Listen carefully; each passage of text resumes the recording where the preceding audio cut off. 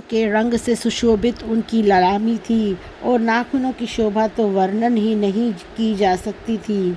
रत्नों के सार से बने हुए चरणों के आभूषण बज रहे थे, जिनको सुनकर धीरज छूट जाता था। हाथ में कंकन और बाजूबंद रत्नों से जड़े हुए शोभा दे रहे थे और वही शंख की चूड़ियाँ शोभायमान थी तथा वे अंगुलियों में रत्नों से जड़ी मुंदरियाँ पहने हुए थी।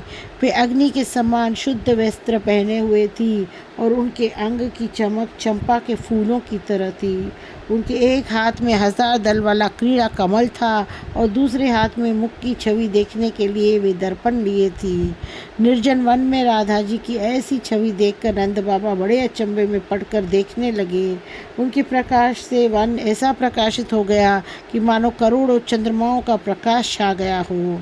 नंद बाबा ने भक्ति भाव से उनको प्रणाम करते हुए अपनी आंखों से आनंद के आंसू बरसाए और बोले, गर्ग मुनि ने बड़े विचार पूर्वक तुम्हारा परिचय हमको दिया था।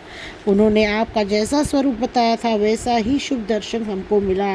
तुम श्री कृष्ण के प्राणों से प्यारी हो और विश्वानु बाबा की प्यारी बेटी बनकर प्रकट हुई हो। उन्होंने कृपा करके तुम्हारा स्वरूप बड़ी रुचि के साथ बताया था और कहा था कि तुम इनकी स्वामिनी हो और ये तुम्हारे स्वामी हैं, जिनकी आज्ञा का पालन महाविष्णु भी करते हैं। ऐसा तुम्हारा दोनों का सुहावना स्वरूप है और मैं तो माया में मोहित होकर भ्रमित हो रहा हूँ। तुम अपने प्यारे प्राणनाथ को ले जाओ और अपनी मनोकामना पूर्ण करके इसको घर पहुँचा देना। ऐसा कहकर नंद बाबा ने कन्हैया को उन्हें दे दिया, जिन्हें राधा जी ने अत्यंत प्रसन्न होकर ले लिया और बोली, बाबा यह किसी को ना बताना और इसको अत्यंत गुप्त रखना। इसको अनंत काल तक तपस्या करके भी कोई नहीं देख सकता। वही मेरे किशोर रूप स्वरूप का मन भाया दर्शन तुमने पाया है। गर्ग ने मेरे स्वरूप को सत्य ही बताया है और इस प्रकार हमारे अवतार का सब रहस्य प्रकट कर दिया है। हमारे चरित्र अत्यंत गुप्त रखने योग्य है, इनको किसी को न बताना। नंद बाबा तुम बड़े सौभाग्यशाली हो। अब तुम अपने गोकुल को जाओ। तुम्हारी जो इच्छा हो तुम मांग कर प्रसन्न हो जाओ। यह हमारी बात मानकर तुम आनंदित हो। राधा जी के वचनों को सुनकर नंद बाबा ने बड़ा सुख पाया और अपने मन की बात कही कि हमारी इसी इच्छा को पूर्ण करो कि अपने प्रियतम के सहित तुम अपनी भक्ति हमको दो। हे परमेश्वरी, हे जगत की माता, हे देवी, हम और यशोदा तुम दोनों के चरणों की सेवा करते रहें। यह सुनकर और उनके अनोखे प्रेम भाव को विचार कर राधा ने उनको सुख देने वाली भक्ति दी और कहा, तुम हमारे सुंदर दास्य भाव को पाओगे और तुम्हारा प्रेम चरणों में दिन रात बढ़ता रहेगा। तुम और यशोदा दोनों को सदा हमारी याद बनी रहेगी, जो दूसरों के लिए दुर्लभ है।